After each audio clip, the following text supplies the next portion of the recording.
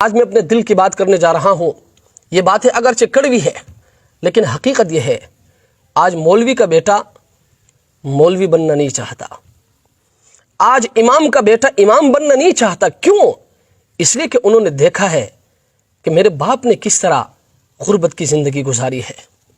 اس نے اس بات کو بھی دیکھا ہے کہ ڈاکٹر بنوں گا تو میری تنخواہ 1.5 لاکھ ہوگی، انجینئر بنوں گا تو میری تنخواہ 1 لاکھ ہوگی، پروفیسر بنوں گا میری تنخواہ وہ 1.5 لاکھ سے اوپر ہوگی، امام بنوں گا تو میری تنخواہ 15,000 ہوگی.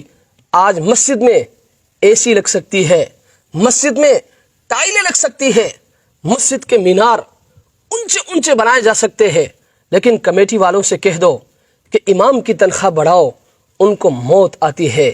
ان کو موت نہیں، ان کو شرم آنی چاہیے کہ امام کی تنخواہ 15,000 ہے، مسجد میں آپ نے اے سی لگائی ہے.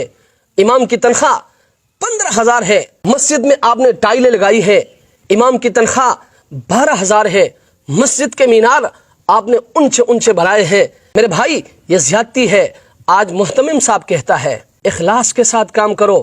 خود محتمم کو دیکھو تو بڑی بڑی گاڑیوں میں گھومتا ہے، ان کے بچوں کو دیکھو بڑی بڑی گاڑیوں میں گھومتے ہیں، اور معلم کو مدرس کو یہ چورن بیچتا ہے کہ اخلاص کے ساتھ کام کرو. ہمارے اکابرین نے اخلاص کے ساتھ کام کی ہے. ان کی تنخواہیں 5 روپے تھی، 50 روپے تھی، 10 روپے پر وہ کام کرتے تھے، 75 روپے پر وہ کام کرتے تھے. میرے بھائی اکابر نے تنخواہیں نہیں گھٹائی ہے. آپ اکابر پر بات کر کے یہ ظلم نہ کریں، یہ بھی آپ کی زیادتی ہے. اکابر نے تنخواہیں نہیں گھٹائی ہے، اکابر کی تنخواہیں وقت کے معیار کے مطابق تھی. آئیے میں آپ کو دکھاتا ہوں.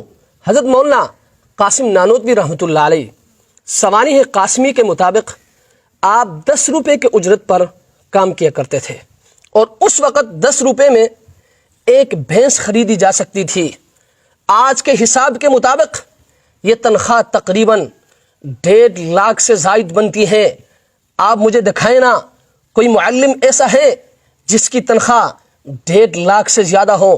آپ مجھے بتائیں نا کوئی مدرس ایسا ہے جس کی تنخواہ 1.5 لاکھ سے زیادہ ہو. آپ مجھے بتائیں نا، آپ مجھے دکھائیں نا کوئی امام ایسا ہے جس کی تنخواہ 1.5 لاکھ سے زائد ہو. اسی طرح حضرت شیخ الہند رحمۃ اللہ علیہ حضرت گیلانی کی کتاب کے مطابق آپ کی تنخواہ 75 روپے تھی.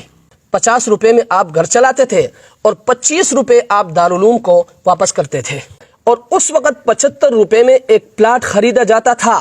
آپ مجھے بتائیں نا آج کوئی معلم ایسا ہے، کوئی مدرس ایسا ہے، کوئی قاری ایسا ہے، کوئی امام ایسا ہے کہ جس کی ایک تنخواہ سے ایک پلاٹ خریدا جا سکتا ہو. اسی طرح حضرت تھانوی رحمۃ اللہ علیہ کے بارے میں آتا ہے کہ علیحدگی کے وقت آپ کی تنخواہ 50 روپے تھی. جب 500 روپے جمع ہو گئے تو حضرت نے فرمایا کہ اب مجھ پر حج فرض ہو گیا، یعنی 10 ماہ کی تنخواہ سے حج ممکن تھا، اور آج حج کے لیے کم از کم 13 سے 15 لاکھ روپے درکار ہے. آپ مجھے بتائیں نا کوئی امام ایسا ہے، کوئی معلم ایسا ہے، کوئی مدرس ایسا ہے جس کی سالانہ تنخواہ سے حج ممکن ہو. میرے بھائی اکابر نے تنخواہیں نہیں گھٹائی ہے، آپ نے نظام کو بدلا ہے. آج کا نظام کیا ہے؟ آج کا نظام یہ ہے کہ مہنگی مسجدیں، سستا امام، عظیم الشان مدرسے، محتاج معلم، لاکھوں کے چندے، ہزاروں کی اجرت، محتمم کروڑ پتی، اور معلم، مدرس، امام فاقہ کش. میرے بھائی یہ نظام نہ دینی ہے، نہ اسلامی ہے، اور نہ ہی انسانی ہے. اس لیے میں تمام مدارس اور مساجد کے نظام سنبھالنے والوں سے میں یہ کہوں گا کہ معلمین کی تنخواہیں بڑھاؤ، مدرسین کی تنخواہیں بڑھاؤ، اور اماموں کی تنخواہیں بڑھاؤ. اکابر نے تنخواہیں نہیں گھٹائی ہے، آپ نے نظام بدلا ہے، آپ نے اخلاص کا چورن بیچا ہے. ایسا نظام نہیں چلے گا. رب کے حضور آپ جواب دہ ہیں، آپ کو جواب دینا ہوگا. اللہ کی